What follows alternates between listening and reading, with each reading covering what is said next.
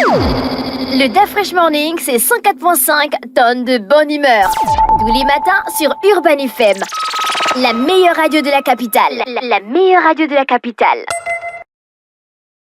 Vous êtes sur Urban FM 104.5, la station urbaine avec René Ruth dans le DAF Fresh Morning. Le réveil matinal le plus haute de la capitale sur la radio. La plus haute de la capitale, j'ai déjà ma casquette Nido, mon t-shirt Nido, j'ai ma tasse Nestlé Nido et aussi ma boîte Nestlé Nido 400 grammes. Donc si vous voulez cette boîte, non, vous voulez 2 boîtes parce que là c'est carrément la composition des lots Nido. Vous avez le t-shirt Nido, vous avez 10 sachets Nestlé Nido Forti Choco et aussi 2 boîtes de 400 grammes. Si vous avez les enfants à la maison, si vous êtes un fan de Nido, n'hésitez pas à participer au jeu concours emmené par Nido. On va commencer avec la question du jour. À part le fer et le calcium, citez 2 autres vitamines que contient le lait Nido. Est-ce que vous avez bien écouté la question, cher auditeur? À part le fer et le calcium, citez 2 autres vitamines que contient le lait Nido. Si vous avez la réponse, écrivez vite via le WhatsApp de la radio. On est bientôt en fin d'émission. Je dois avoir 3 gagnants aujourd'hui. 065 05 10 45. Je rappelle la question du jour. Je vous laisse donc le temps de faire les recherches avant de plonger dans Nido. À part le fer et le calcium, citez 2 autres vitamines que contient le lait Nido. Je réitère la question. À part le fer et le calcium, citez 2 autres vitamines que contient le lait Nido. J'attends vos réponses via le 065 05 10 45. Chère maman, cher papa, aujourd'hui à l'antenne, on parle de nutrition. Oui, parce qu'on le sait, bien nourrir son enfant, c'est lui donner toutes les chances de bien grandir, de mieux se concentrer à l'école et surtout de rester en bonne santé. Et bien sûr, c'est dans cette optique que Nestlé Nido vous propose une belle opportunité. Rencontrez des spécialistes de la nutrition et de la santé infantile comme des pédiatres, comme des nutritionnistes pour échanger, pour poser vos questions et recevoir des conseils personnalisés. Pour participer, rien de plus simple. Il suffit d'envoyer le code Caravane Nido 2025 suivi de votre nom au numéro WhatsApp de la radio 065 05 10 45. Envoyez simplement Caravane Nido 2025 suivi de votre nom au 065 05 10 45. Je rappelle encore la question du jour. Soyez rapide, hein. Il faut juste 3 gagnants aujourd'hui. Demain, je pense qu'on va faire gagner 6 auditeurs. Hein. On va mieux vous récompenser parce que lundi, c'était férié et il faut qu'on se rattrape. N'oubliez pas, Nestlé Nido pense à vous. La question du jour.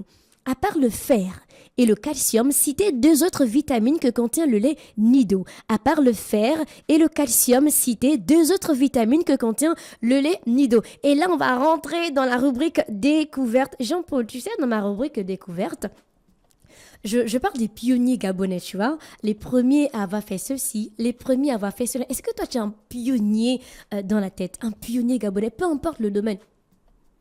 Le premier Gabonais à être, le premier Gabonais à avoir fait ceci, ou le premier à avoir fait cela. Ça te vient pas?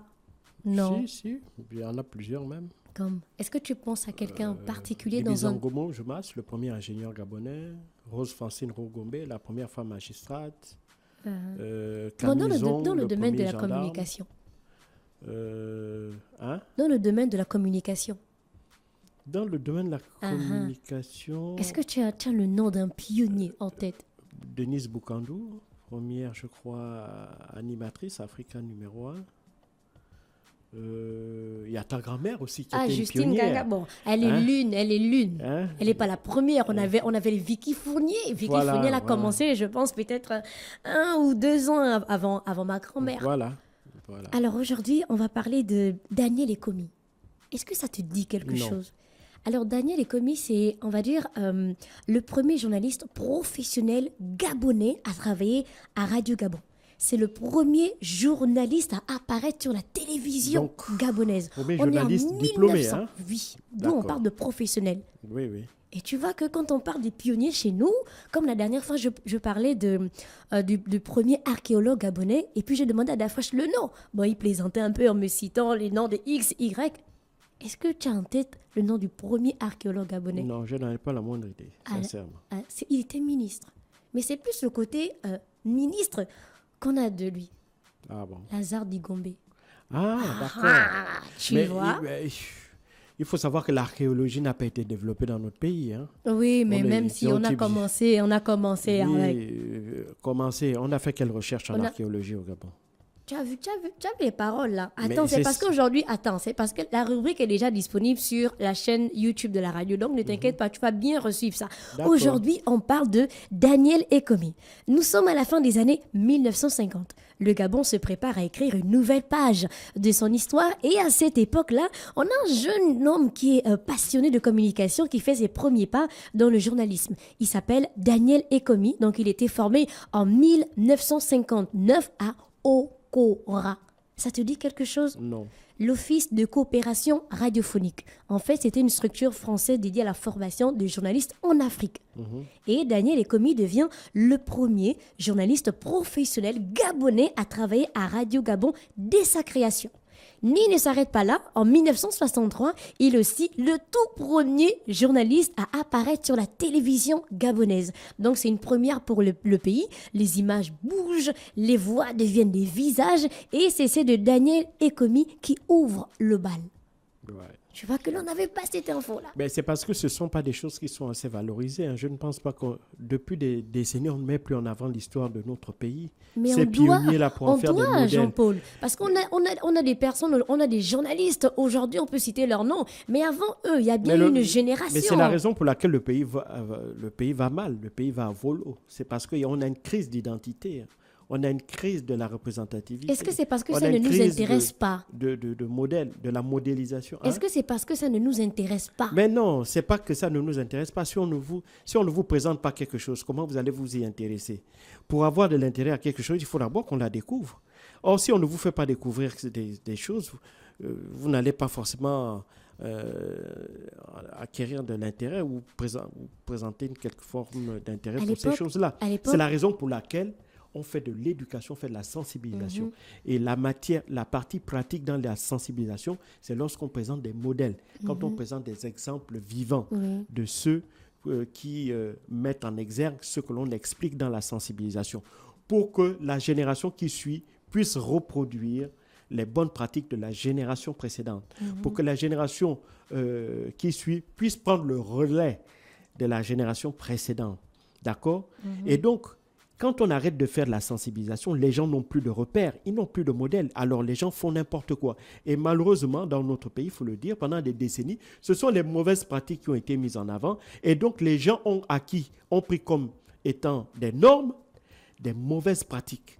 On a pris comme étant des standards, des mauvaises règles. D'accord? Et c'est la raison pour laquelle le pays va à volo. Donc l'une des manières qui pourrait permettre à notre pays de revenir sur les bons rails, d'accord, c'est d'abord d'avoir des dirigeants, quand je dis des dirigeants, pas seulement des dirigeants politiques, hein, des dirigeants dans le monde religieux, des dirigeants au niveau traditionnel ou des dirigeants à des milieux à des milieux moindres comme sur le plan familial, sur le plan communautaire. Il faut qu'on ait des gens qui mettent en avant un certain nombre de valeurs qui sont nos valeurs africaines pour que nos jeunes, ceux qui nous suivent, nos enfants, nos petits-enfants, puissent se réapproprier ces valeurs-là. Est-ce qu'il y a quand tu avais la vingtaine, à peine la trentaine, il y a un journaliste à la télévision qui t'a marqué? Non pas, peut-être son charisme, sa voix, son profil. C'était Paul Badinga Matiendi. Bon, il y avait Philippe Oyono avant lui. Hein. Moi, je ne l'ai pas beaucoup connu, mais déjà, c'était quelqu'un, moi, je le voyais, il faisait la fierté de mes parents. Et donc, sa disparition lors du tragique accident de Makongogno avait beaucoup affecté, surtout ma mère, qui aimait beaucoup suivre son journal. Et puis, il y a eu Paul Badinga Matiendi, qui, à mon sens, a été aussi un très, très bon journaliste. Il y en a d'autres... il y a Madame Nyambo, la journaliste aussi, qui a porté très haut les couleurs de la profession. Donc voilà, malheureusement, ces hommes et ces femmes-là, je pense que la dernière génération, c'est celle du président actuel de la HAC, le nom, comment le nom peut m'échapper, mon Dieu. Monsieur Ngoyo Moussavou, Gervais Moussavou. Je pense que c'est la dernière génération des journalistes qui ont vraiment impacté. Oui, je dis c'est la dernière génération. Je suis désolé. Prenez un jeune aujourd'hui, vous lui demandez le nom d'un journaliste, il ne saura pas vous le dire. Il ne pourra pas vous le dire. On va vous parler peut-être de Armstrong Agaya à cause de le passage machin avec lui. Il va citer Ngalibika. Moi, vous me demandez... Hein? Il va citer Ngalibika. Ngalibika et après? Mais attends, tu demandes à ce qu'on puisse citer. Oui, ça c'est toi parce que tu es dans le domaine de la communication. Mais demande à un jeune aujourd'hui de citer le nom d'un journaliste, ils n'en connaissent pas. Oui. Ce ne sont pas des visages...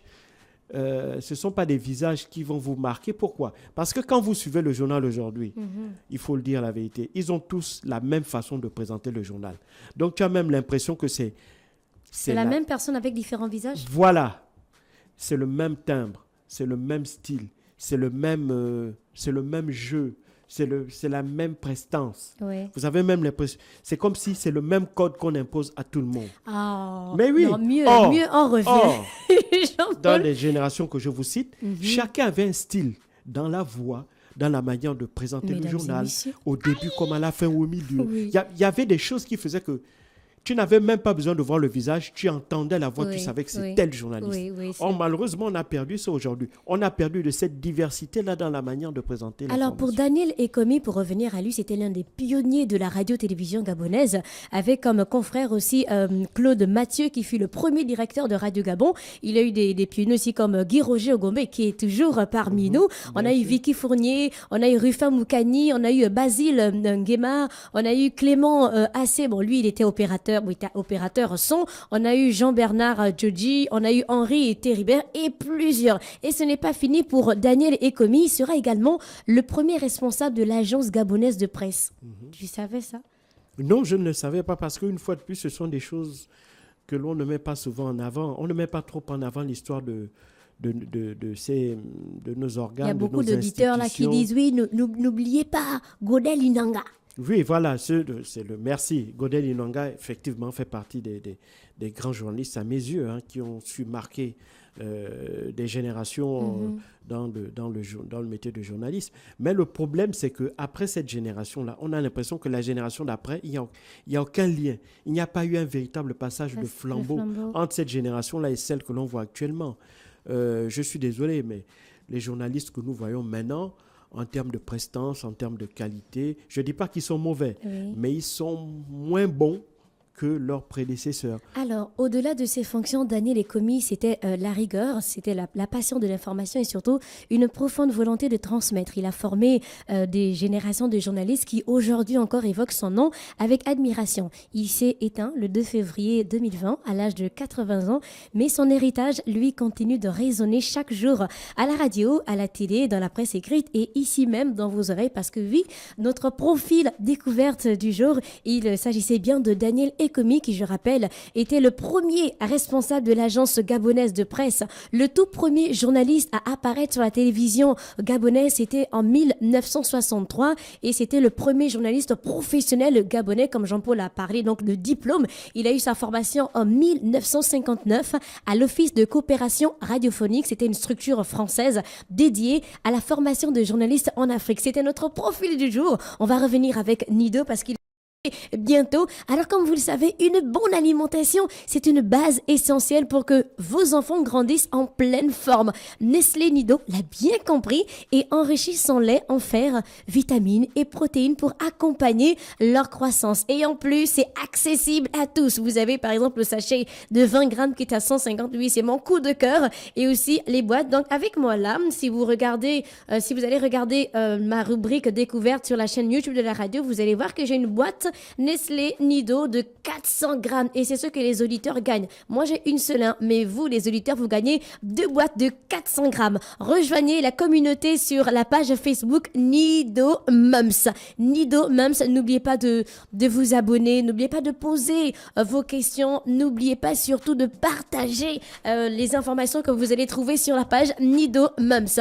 Enfin, un tour en musique et on va se retrouver donc pour vite donner les les noms des différents auditeurs qui ont trouvé la bonne réponse. Je rappelle encore la question du jour. À part le fer et le calcium, citez 2 autres vitamines que contient le lait Nido.